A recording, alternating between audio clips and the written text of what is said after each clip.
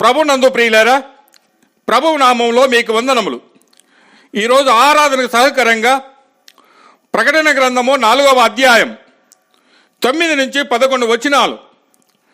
ఆ సింహాసనమునందు ఆసీనుడై ఉండి యుగాయుగములు జీవించుచున్న వానికి మహిమయు ఘనతయు కృతజ్ఞతాస్తుతులను కలుగునుగాక అని ఆ జీవులు కీర్తించుచుండగా ఆ 24 పెద్దలు సింహాసనమునందు ఆసీనుడై ఉండు వాని ఎదుట సాగిలపడి యుగాయుగములు జీవించుచున్న వానికి నమస్కారం చేయిచు, ప్రభువా మా దేవా, నీవు సమస్తమును సృష్టించితివి. నీ చిత్తమును బట్టి అవి ఉండెను, దానిని బట్టియే సృష్టింపబడెను. కనుక నీవే మహిమ ఘనత ప్రభావములు పొంద అర్హుడవని చెప్పుచు తమ కిరీటములను ఆ సింహాసనం ఎదుట వేసిరి. దేవుడి మాటలు దీవించి ఆశీర్వదించునుగాక. గమనించండి ప్రియులరా, ఇక్కడ ప్రభువుని సృష్టికర్త అయినటువంటి దేవుణ్ణి ఆరాధించడం చూస్తూ ఉన్నాం. యోహాను తన దర్శనంలో పరలోకము నుండి ఒక స్వరము విన్నాడు.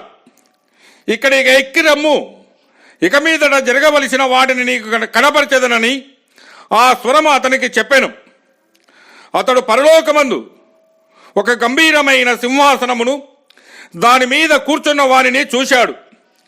ఆ సింహాసనము చుట్టూ 24 పెద్దలు తెల్లని వస్త్రాలతో కిరీటములు ధరించిన వారై సింహాసనముల మీద ఆసీనులై ఉన్నారు.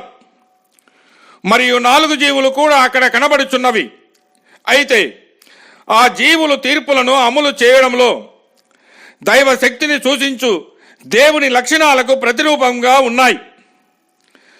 ఆ జీవులు దేవునికి కృతజ్ఞతాస్తుతులు చెల్లించుచుండగా ఆ పెద్దలు సర్వ సృష్టికర్తయగు సర్వమును నిర్వహించువాడునైన ఆయన యోగ్యుడని స్తుతించుచు ఆయన పాదముల చెంత సాగిలపడుచున్నారు.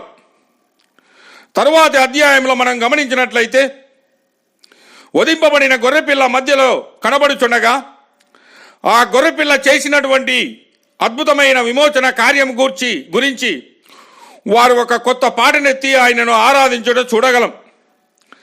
ఆదివారమున మనమందరము కూడి వచ్చినప్పుడు మన ప్రభు మన కోసము తన ప్రాణమును పెట్టి జరిగించిన వాటిని బట్టి ఆయనకు కృతజ్ఞతాస్తుతులు చెల్లించుట పరిపాటే. వాస్తవానికి మనము చేరి వచ్చేది ఆయనను జ్ఞాపకము చేసుకోవడానికి. మనము చేరి వచ్చినప్పుడు ఆయన ప్రేమను, ఆయన బలియాగములోని గొప్పతనాన్ని కొనియాడుతాం. అయితే ఆయనను సృష్టికర్తగాను దానిని నిర్వహించువాడుగాను జ్ఞాపకము చేసుకొని ఆయన మహాత్యమును బట్టి ఆయనను ఆరాధిస్తున్నామా? దేవునిని తండ్రిగా ఆరాధిస్తున్నాం. త్రియేక దేవుడైన ఆయనను ప్రభువా, నీవు సమస్తమును సృష్టించితివి.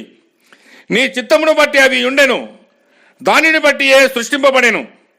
వాటిని నీవే నిర్వహించుచున్నావు. సమస్తమును నీ అద్భుతమైన ప్రణాళిక చొప్పున పరిపూర్ణముగా రూపించి ఉన్నావని ఆయనను ఎప్పుడైనా ఆరాధిస్తున్నామా? ఆలోచించుకొనుము ప్రియులారా. పరలోకము వెళ్ళిన తర్వాత మనము ఆ విధముగా చేయబోతూ ఉన్నాం. అలాగైతే ఇక్కడే ఆ విధముగా మనము దేవుణ్ణి ఆరాధించే వారముగా ఉండాలి. కనుక ప్రియమైన సహోదరుడా, దేవుని యొక్క మహోన్నతమైనటువంటి స్థితిని మనం గమనించి ఆయన సృష్టికర్తయని, ఆయన మన రక్షకుడని, మన నిమిత్తమే ఆయన ప్రాణము పెట్టాడని, ఆ శిలువలో ఆయన పరిశుద్ధమైన రక్తము చేత మన పాపములని కడిగి ఆయన మరణ పునరుత్థానముల ద్వారా మనకు దయచేసినటువంటి రక్షణ భాగ్యమును జ్ఞాపకము చేసుకొనుచు దేవుణ్ణి ఆరాధిస్తాం. దేవుడి మాటలు దీవించి ఆశీర్వదించునుగాక.